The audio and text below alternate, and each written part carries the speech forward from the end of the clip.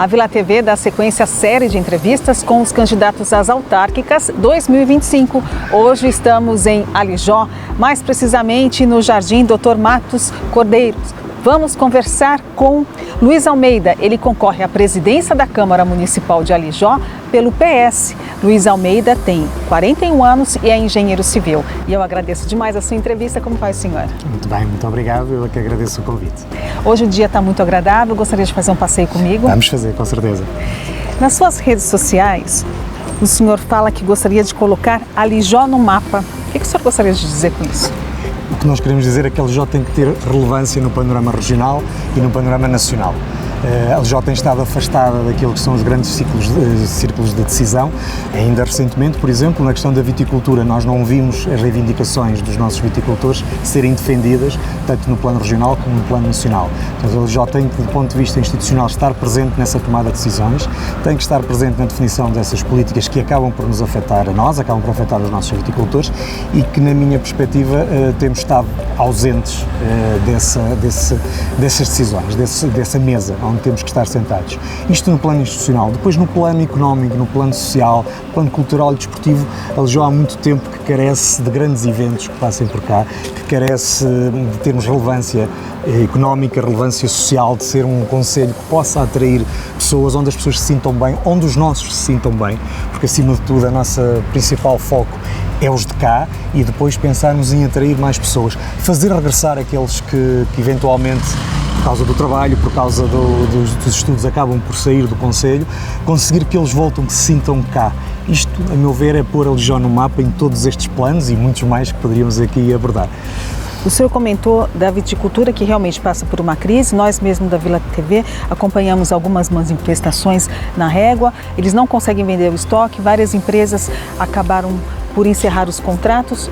Caso o senhor seja eleito, como é que o senhor poderia ajudar? O plano para resolver a questão da viticultura tem que ser um plano ao nível central. É muito difícil nós, ao nível municipal, quer no plano das competências, quer daquilo que podemos ajudar os viticultores, conseguirmos desenhar medidas que sejam efetivamente ao encontro daquilo que os viticultores precisam. Mas nós temos que estar sentados nessa tomada de decisão e é isso que tem faltado.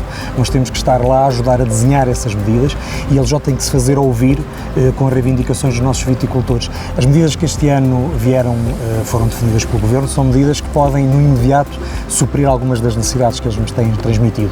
Mas é preciso algo mais estrutural, porque os problemas do Douro e os problemas da viticultura são estruturais, são sistémicos e têm que ser abordados. Portanto, do ponto de vista de uma Câmara, é a representatividade. Aquilo que mais podemos fazer é ouvirmos os nossos viticultores, levarmos as suas preocupações ao Governo Central, eventualmente com eles em conjunto definirmos estratégias de abordarmos esse problema em quem efetivamente tem que decidir e tem as soluções ou tem as ferramentas para ter estas soluções.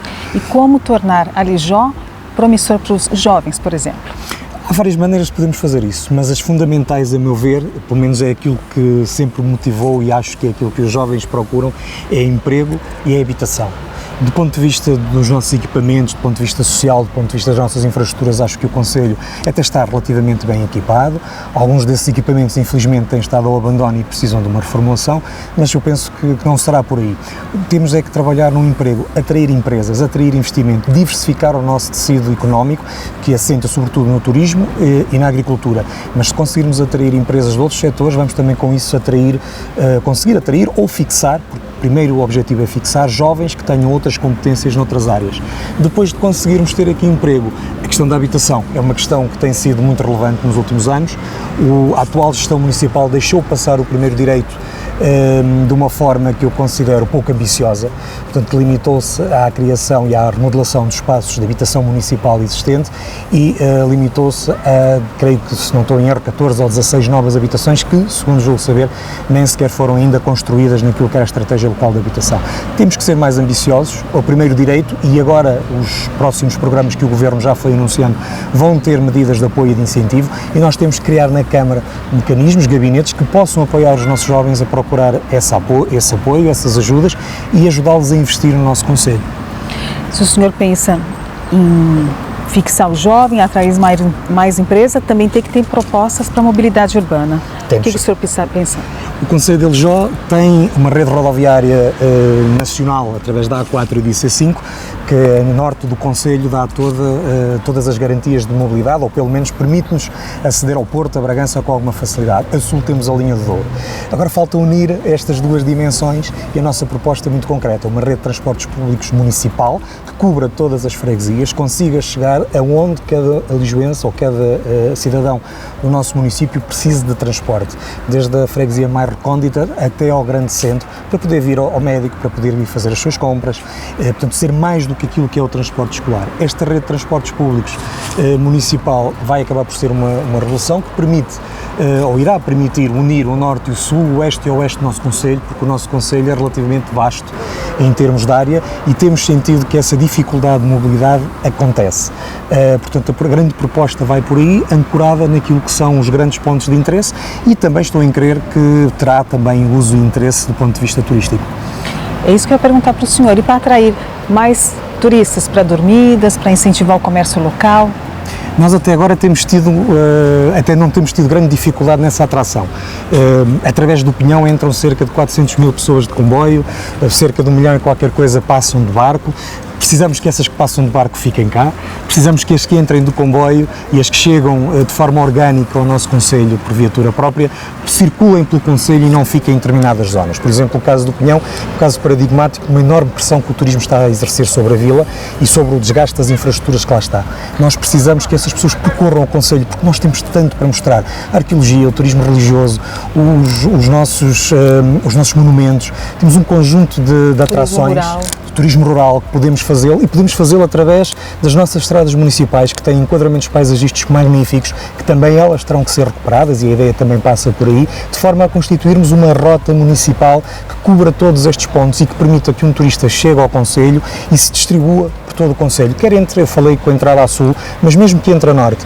E para isso também é importante que os nossos equipamentos turísticos, os postos de turismo, os nossos museus tenham a informação que o concelho precisa e que os turistas precisam para conhecer o concelho, o que neste momento não existe de forma muito sistemática e não existe de forma muito estruturada. Portanto, temos que estruturar toda essa oferta e impactá-la numa rota de deslocação municipal, uma rota turística municipal, que permita que as pessoas realmente circulem e ao circularem isto vai gerar economia, provavelmente vai gerar empregos, provavelmente vai mexer com algumas das nossas vilas e aldeias que infelizmente também cada vez mais sentem a pressão do despovoamento e às vezes onde se ouve muitas vezes dizer que já não se passa nada, estamos sozinhos, pelo menos tentar dar um bocadinho de vida através desta rota.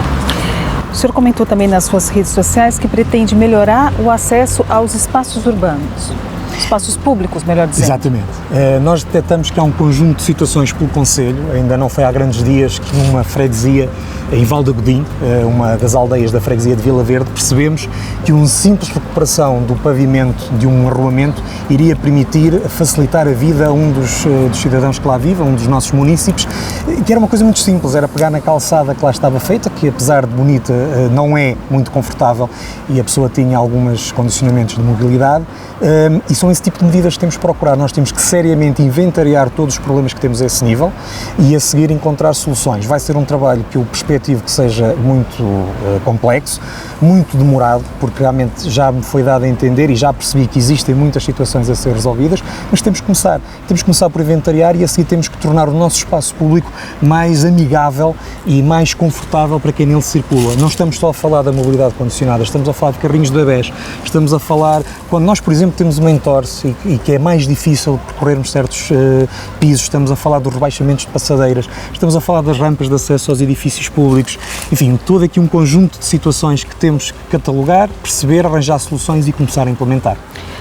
Com relação à saúde, o senhor olha com carinho para os idosos? Tenho que olhar com carinho porque os nossos concelhos, além do despovoamento, estão em acelerado ritmo de envelhecimento. E além do carinho das histórias que eles nos podem contar e da experiência que nos podem transmitir e que é precioso e temos que valorizar muito isso, temos também que cuidar deles. A nossa ideia em termos de projeto, de estratégia de saúde para o nosso município, é conseguirmos ter aqui programas que os apoiem, porque as nossas IPSS neste momento também enfrentam alguma dificuldade em termos de oferta, portanto estão de alguma forma forma saturadas naquilo que é a oferta que têm.